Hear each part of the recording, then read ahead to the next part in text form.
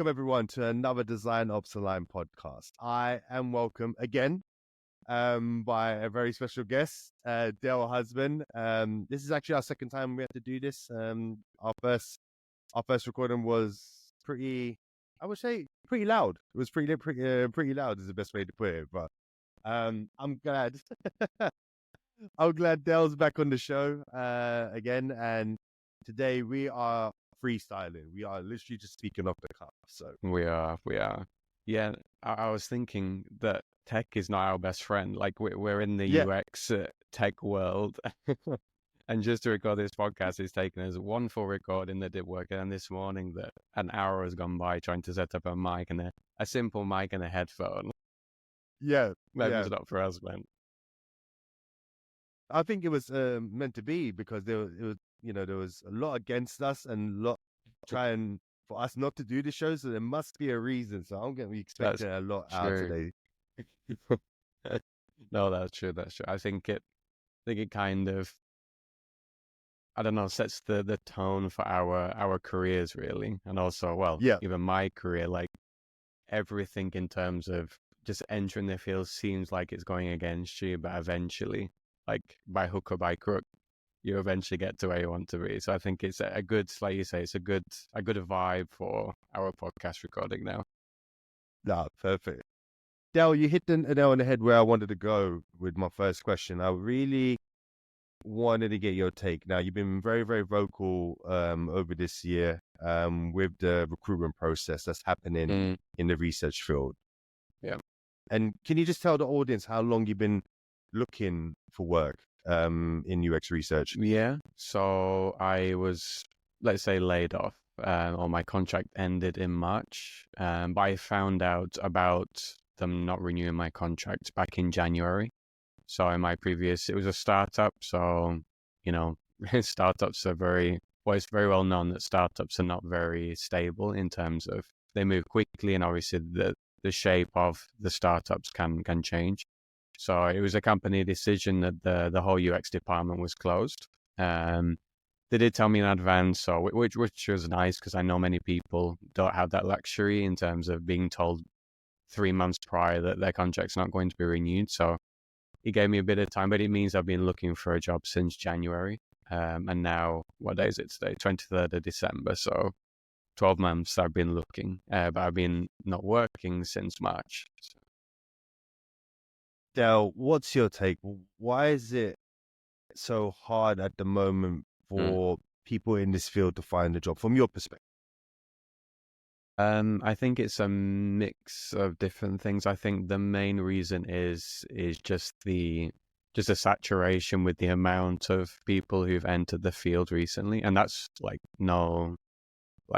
that's not to speak badly about those who've entered the field. Like I promote it, and that's what my podcast is there for as well, to help folk enter the field. But I think that's one of the reasons that there's been a big surge of just people interested in UX and wanting to transition over. And the amount of opportunities from what I've seen in Europe, I don't know, obviously, I know a bit about the American market just through the people I've spoken to, but particularly here, I think the European market, the amount of roles has reduced slightly, I would say, just from what I've seen. Maybe there's been a pickup recently, but I think also in terms of remote working and all that kind of world has changed a lot recently. So there's a lot of companies wanting at least hybrid, if not full office work. So that's limited opportunities for people. Because I'm based in Italy, so here in Italy, the UX market is growing, it is developing, but the maturity levels around specific roles as a UX researcher, there's not as many from what I've noticed compared to maybe Germany or the UK, or I don't know, in Switzerland. Obviously, you'll be able to tell me more about that. So I think those are reasons. And then obviously the move away from like a traditional UX researcher role, and with the emergence of AI, I think a lot of companies are looking at AI as a potential way to, let's say, reduce maybe the role of the UX researcher. So maybe putting research tasks onto UX designers or just generalists within UX, and then giving some of that work of a UX researcher to AI for, I don't know, churning out analysis or summaries on interviews and things like that. So maybe reducing the potential roles that there would be for UX researchers. So that's my take. I think it's kind of a three-pronged reason as to why maybe there's less roles or seeming like there's less opportunities. There's so much for me to dissect there. I want to take it chunk by chunk. And the first bit you mentioned, you make a podcast, and to the audience of DesignOps Aligned, Dale runs a very, very well-known UX research podcast called UXR Minds. That's how I found him, to be honest. It is I listened actually to his podcast a while back, I think, and I was like, go get him on the show. So, and you got me twice. Yeah, twice. So I'm lucky. I'm very, very lucky. No. But Dale, I want to take that first bit. The first bit about you being a podcaster. You have a great audience. You have great people that come onto your show. Has that hindered you in your job applications? One, that's the first kind of question I want to ask. Hindered me. What would you mean by that? Well, do people who look at your CV, do you put on your CV that you are a podcast host?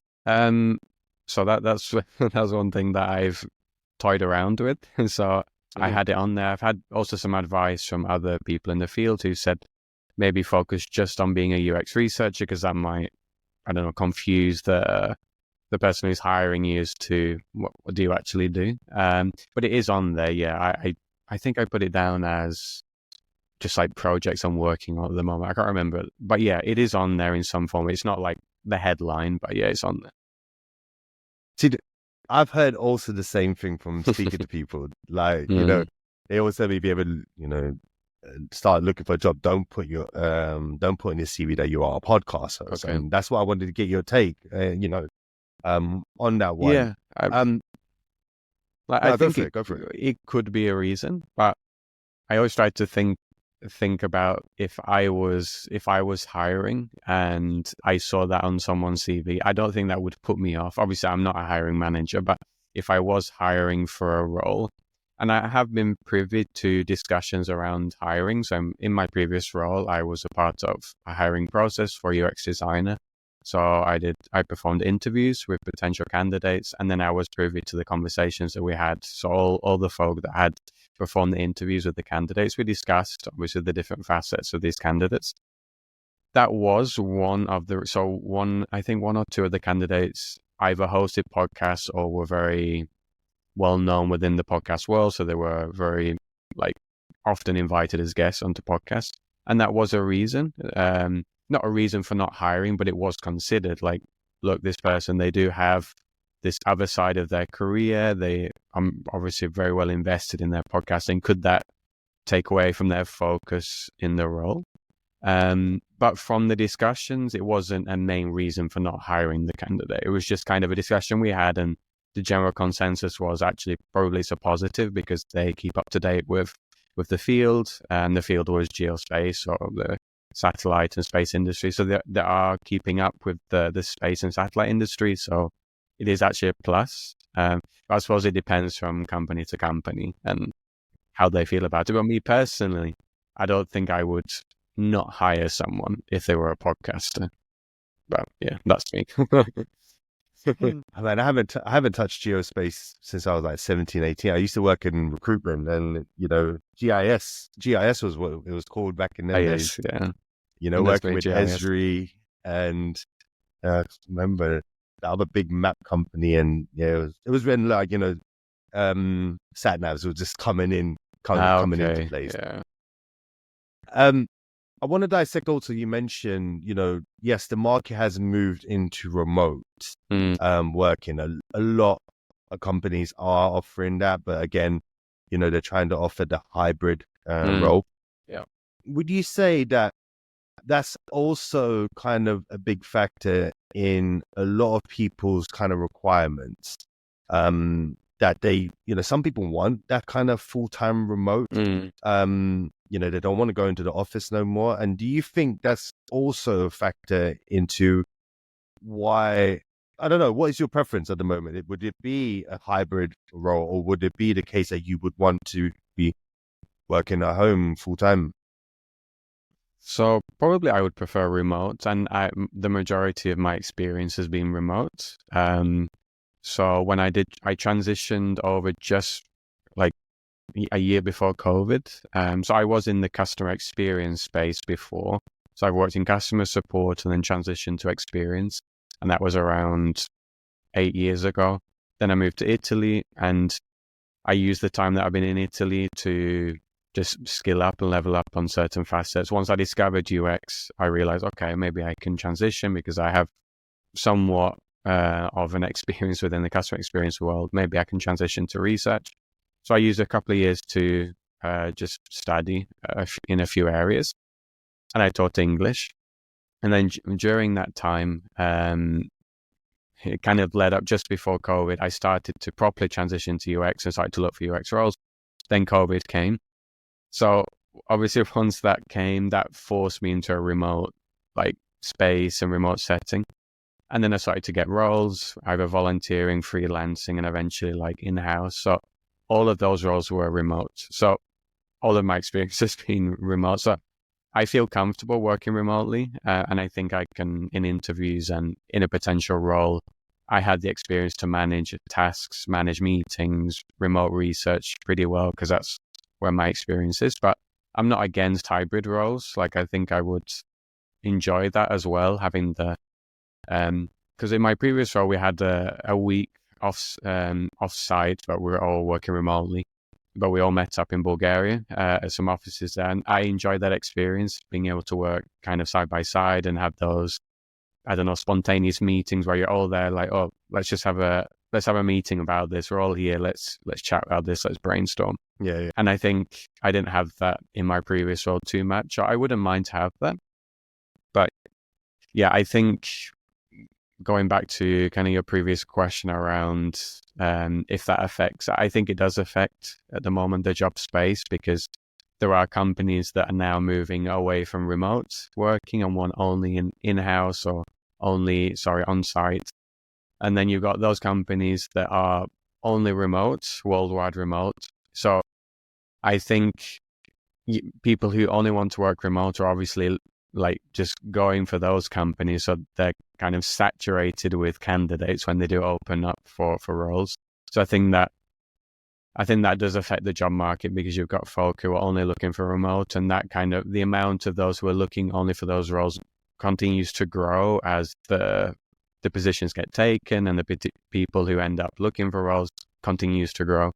So I think that is affecting the job market. So I think it needs at a moment also to settle as kind of the world obviously moves away maybe more from remote settings, and it starts to settle the companies that only want kind of in on-site and those who only want remote. So I don't know if that answers your question too much. I kind of rambled a bit. I think, it's one of the biggest challenges companies are going through in some sense, because, they do want to bring people back for that collaborational aspect. I think it's gone past the thought of what we say in England, bums and seats, Yeah. And it's more the case that I think they're starting to realize that you do bring much more collaboration when you do bring people into the office. But Yeah. I think moving everyone into the office full time is going to be a long way ahead. We've got a long way before it gets back to something like that. So I think so, yeah. And I think remote, there is obviously two sides to the story, and there's differing opinions on it. But I feel that remote does give companies opportunities to access global talent, which obviously if you're focusing only on folk that live in the area, there obviously will be talented people who live close to the office. But I think it limits companies to the potential talent that they can hire, because there's people all over the world that are obviously at the top of their game in UX or various fields. So I think for me, it is a bit limiting or short-sighted if a company only wants people to come to the office. I think they're locking themselves out of potential, the perfect candidate that will be around the world somewhere. That's just my take on it. No, I think that's also my view and opinion. I think, yes, we don't get people in the office, and yeah, companies are wasting money on these large spaces that they initially bought. But exactly, when you do offer that remote, you open up your net way more. So yeah. Well, I think of it as well, like with podcasting, you've probably seen it as well. There are people around here in Italy where I live that I've even had them on the podcast. But if I only did in-person episodes or guests, I would really limit the sort of people that I could get onto the podcast. And obviously being able to interview remotely, obviously we're doing it now. I've been able to interview folk from Australia, the States, Mexico, all over, which I wouldn't have been able to do if I focused only on people here that I could do in-person interviews. So yeah, that's my take on it as well. Like just kind of comparing it to podcasting. Next season, Dale, that's our plan for next season. We're going to try and get people to come over to Zurich. Oh, really? Yeah. So I'm waiting for the invite, man. We'll definitely we'll get you an invite. Dale, I want to also take a stab on again with what you stated about AI. And look, you can tell me from right or wrong. I feel that AI is more affecting the design.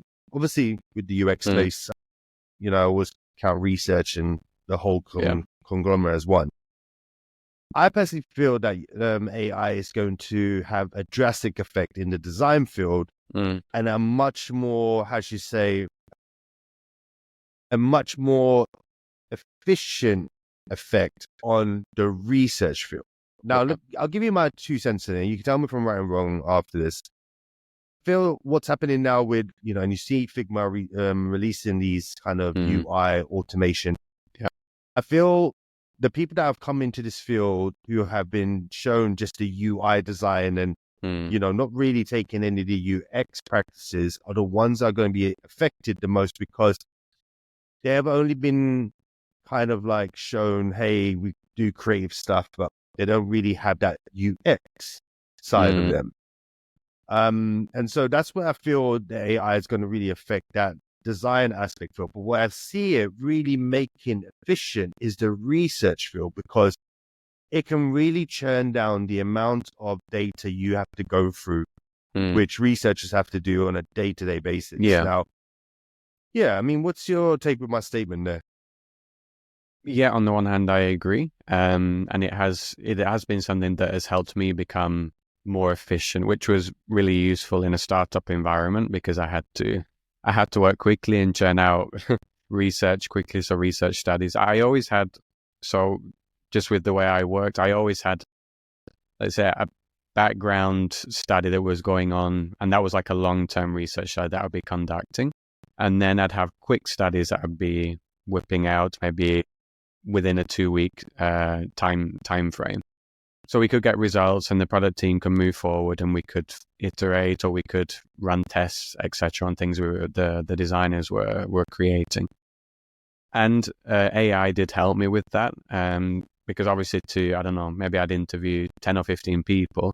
So obviously go through each of those interviews, do all the analysis on them, sentiment, thematic analysis, all of that takes time to look for patterns, etc. That can take a couple of days just to sit through the interviews, and that's not even creating and looking for insights and putting that together into a presentation or something that would be useful. So obviously AI did help with that because it would give you a quick summary. It would highlight the main points or the things that would be, useful for what you're looking for, what you're researching. So that did kind of speed up that process. But I think on the other hand, it moves into a bit of a dangerous precedent in the sense that companies that don't have the UX maturity levels or don't really understand UX and how it should work and how useful it is, think might look at AI as a way to, skip that process or just throw in a load of data or download, Google Analytics data, throw it into an AI tool and just see what it throws out. These insights are telling us that this is happening without actually understanding that data properly. I'm really going through that because it is a human that you're interviewing or it is human data that from my point of view needs a human to look through. and a human to analyze properly. So I think, that's my take. I think it depends on the company and it depends on who's using those AI tools. And there is the risk that, people are going to start to use it to skip the research process properly.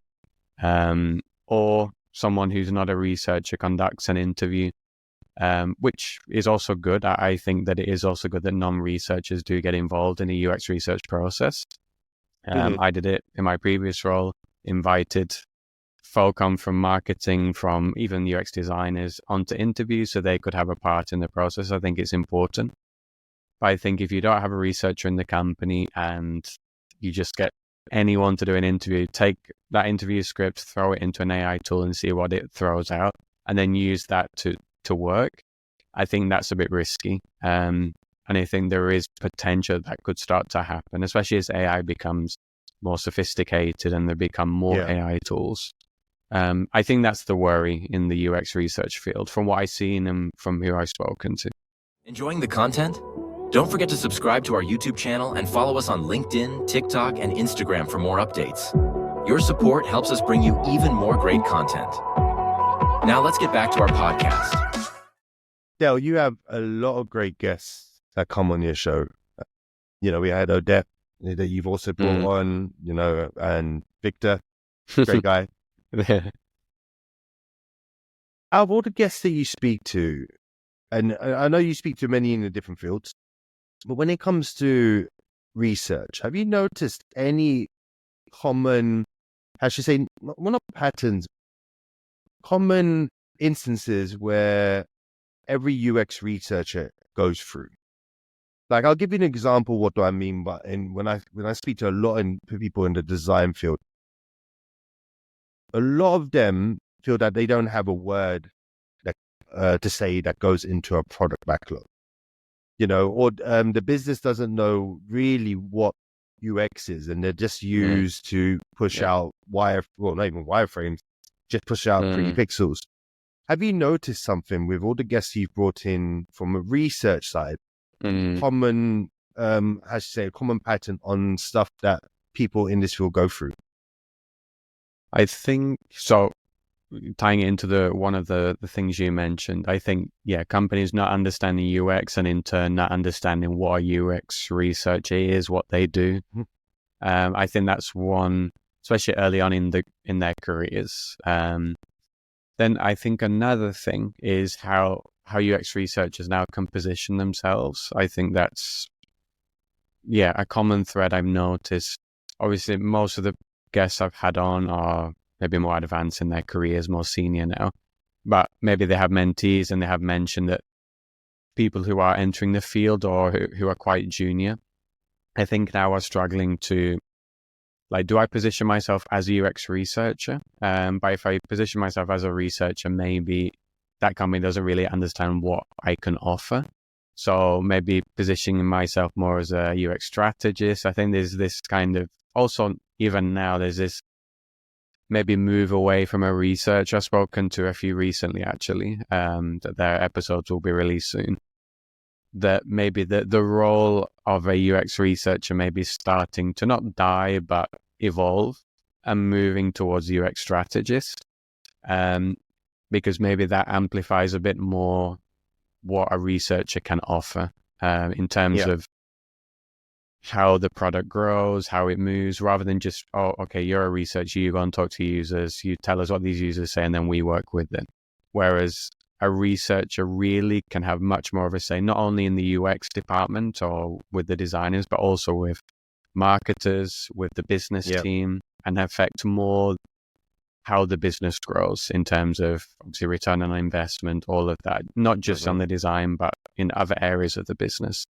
So I think that is, at the moment, I would say is a common thread I'm noticing that researchers are struggling at the moment with that of, just positioning themselves, also not closing themselves off to opportunities as well. Not only applying just to UX research roles, but there are other roles that maybe are titled differently. But as a researcher, you could do that role. So maybe not missing out on those opportunities as well.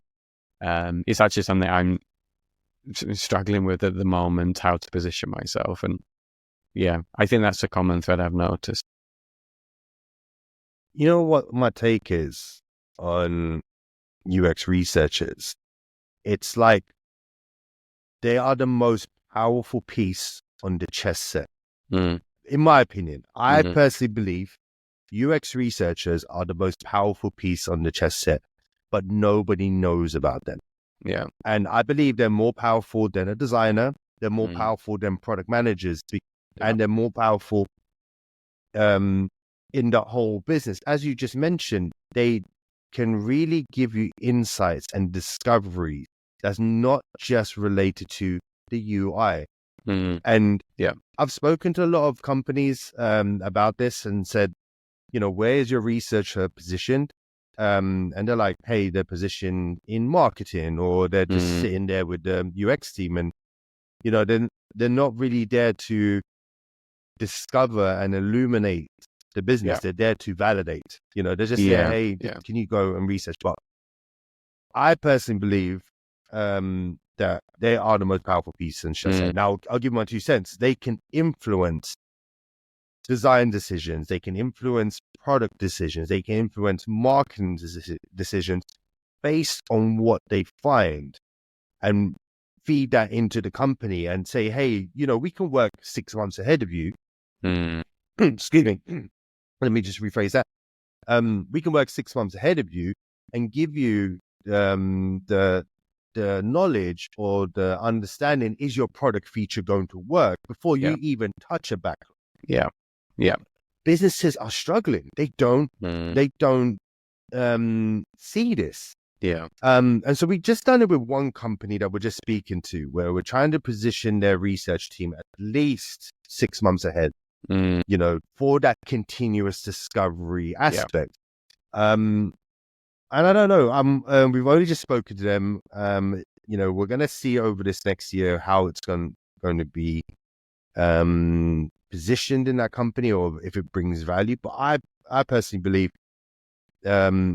businesses don't see the true potential. Now, in your opinion, based on what I just said, what can we do for researchers to advocate more about themselves? What would you say from your opinion?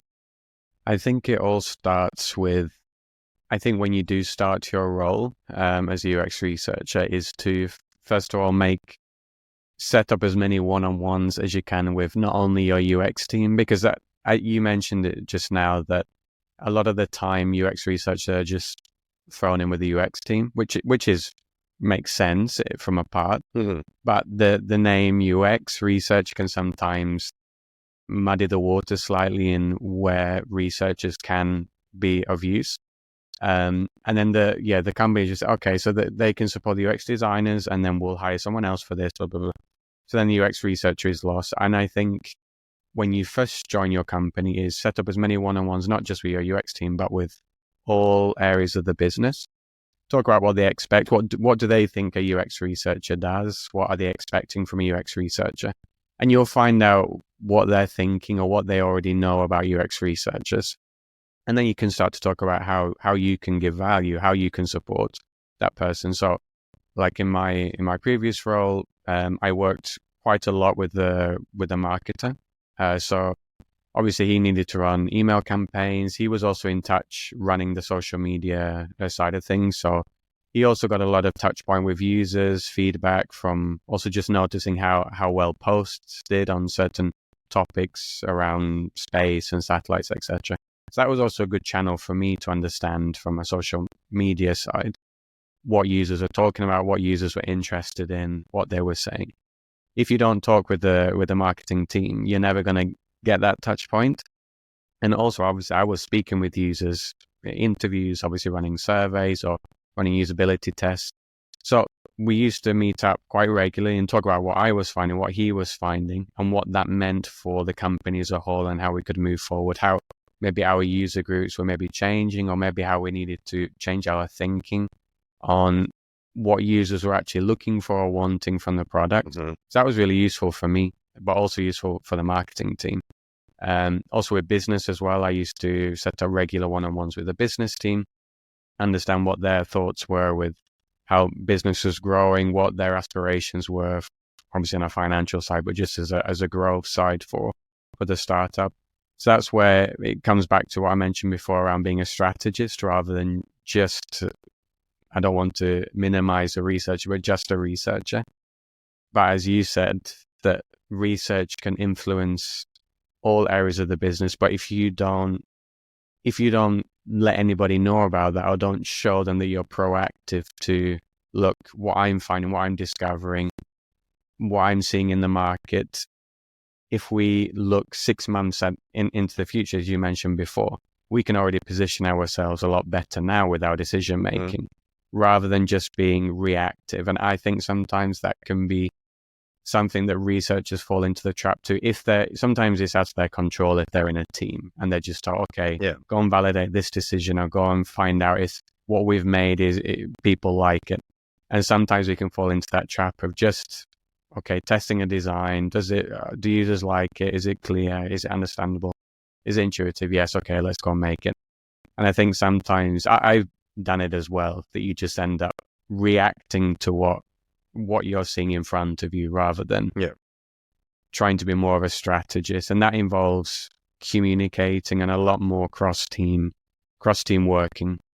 So I also spoke about it in a few previous companies around not just putting me into the UX team, but can I float and maybe 1 week work more with the UX team, 1 week be more involved in meetings with marketing, more involved, even if you can, if it's a smaller company, speak regularly with the CEO or with the C-suite team, if you can be involved in those meetings.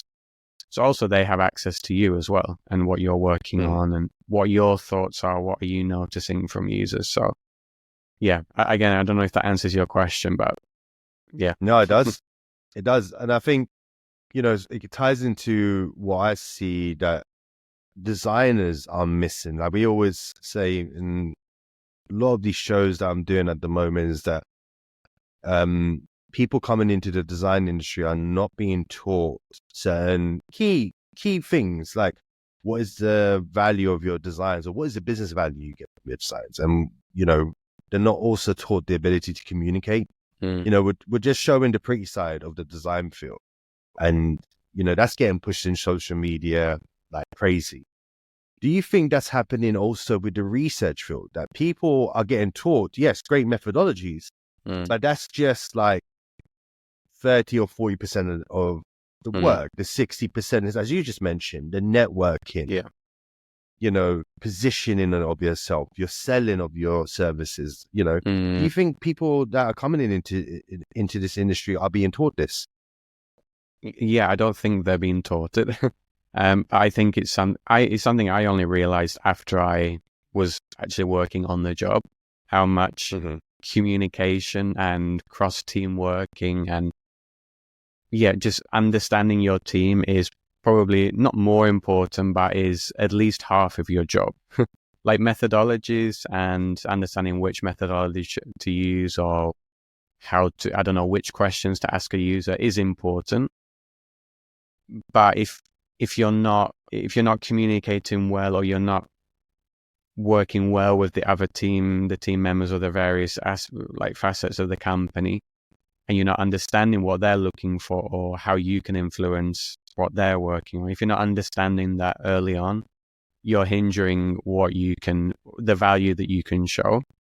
And I think that's something that people, probably juniors or people that enter in the field, they focus maybe too much on skills, or look, I can do this methodology. I've run X amount of interviews. I've run 20 surveys. And I think we focus too much on the hard, raw skills rather than communication. And as a researcher, communication should be and is really important with your users. You need to understand how to handle an interview, build a rapport with a user. But I think that's also super important within your own team.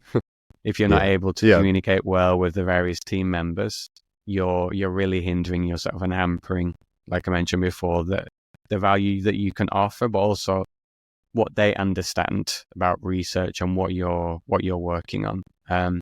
And also that ties in as well with how you present your research, how your findings, how you present that within a company, and understanding how best to present those insights, because sometimes it can get lost within the vortex of Slack, or if you're working in person, you present at a meeting, half the people zone out after 5 minutes. So I think understanding how to communicate that, and if you've built up already a rapport early on with your teammates, with regular one-on-ones, regular meetings with them, they'll look, just like intuitively, they'll look to what you're working on, rather than you having to push it and present it and look what I'm working on and being almost a cheerleader for research or what you're working on.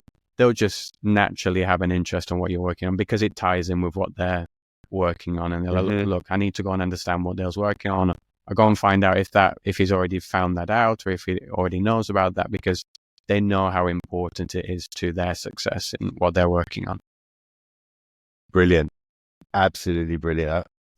That's the greatest answer I've heard from you've research. had some great guests, man. I think man, you've had some great guests, and again, you've spoken to so many talented people. So to hear that from you, it's I would love the audience to really take on what you just said, and I think it works really, really in line with how research should position themselves. As I mentioned, I personally think they have the most power in the game.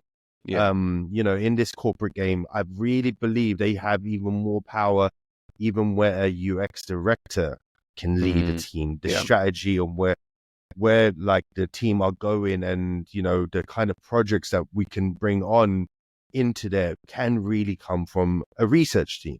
Absolutely.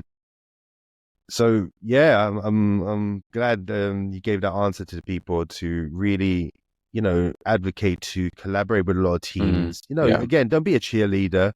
Don't have to get a kind of like, say, hey, I'm doing this research. But I think it's, as you mentioned, when people start to see the research, they have a natural interest. That's how I worked as a designer. My natural interest was to see what the research has brought to the table, and also, I didn't like to say the word validation. I always used to get like, a discovery found on the designs that we did, and what can we improve for the next iteration and iteration. Research should be more around exploring, discovering, rather than validating. Like, anybody can really validate a design decision. Like, it doesn't need a researcher to do that. Like a UX designer can go and validate whether a design is working, or whether it's the right thing, the right feature or tool. That doesn't really need a researcher. So I think you have to be careful not to fall into, because then the company won't see the real value, and they think, well, did we really need to hire a UX researcher? We can go and just hire anybody to go and do that and pay them less. And obviously, as the business team or the owner of the company, that they're obviously thinking about the numbers and obviously the growth of the company. So again, not being a cheerleader, but you need to show that you're not just there to validate. You're there to explore. You're there to discover. You're there to help the company innovate and understand how the company can grow. And you're an integral part of that, rather than just